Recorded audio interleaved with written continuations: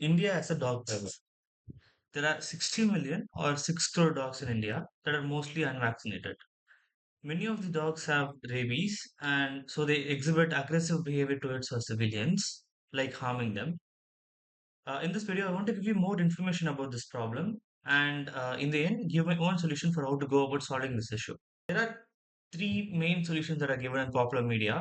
The first one is building more animal shelters, and the second one is euthanasia, and the third one is sterilization.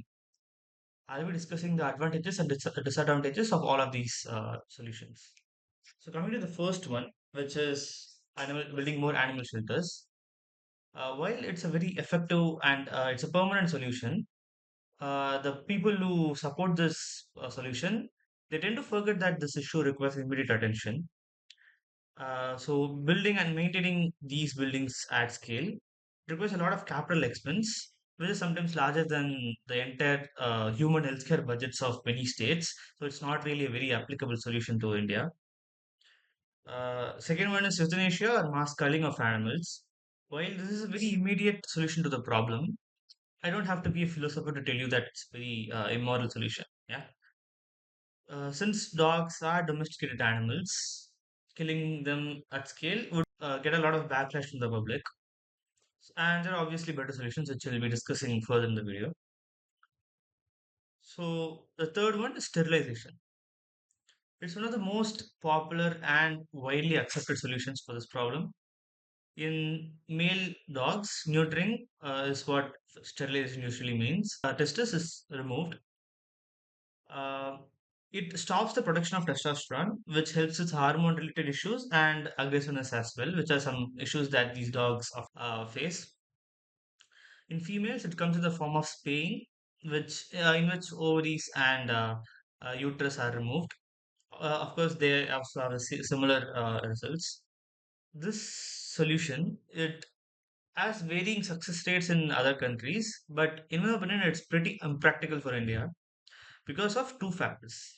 The first one is cost. The second one is post-surgery care. What do these mean? So since this procedure requires anesthesia and it's quite an invasive surgery, it's obviously quite expensive. Also, the dogs that undergo this procedure, they have to recover for 10 to 30 days after surgery, which is not really applicable at scale when you're trying to do it for 6 crore dogs. Yeah.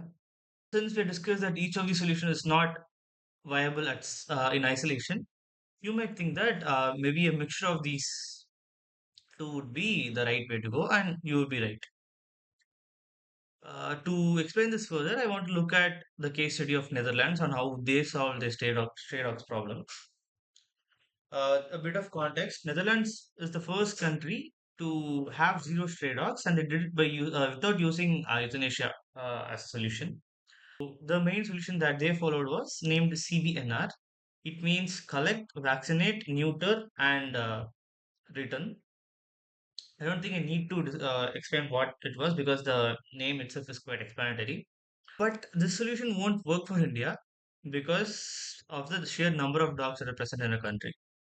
So when thinking about how to solve this particular problem, I came across a drug called Zutrin, which is actually FDA approved in the United States. So what is Zutrin? Zutrin is an injection that's injected into the testis.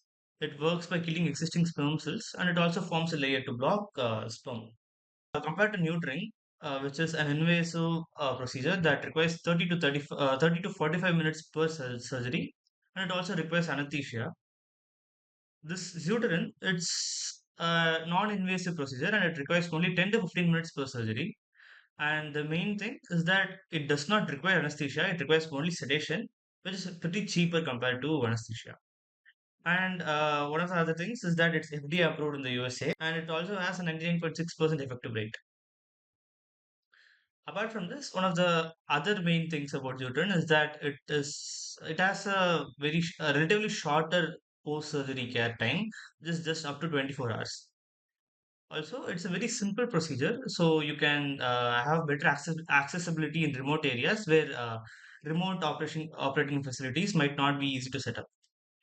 While Newton is this very good drug, there are obviously some risks associated with it as well.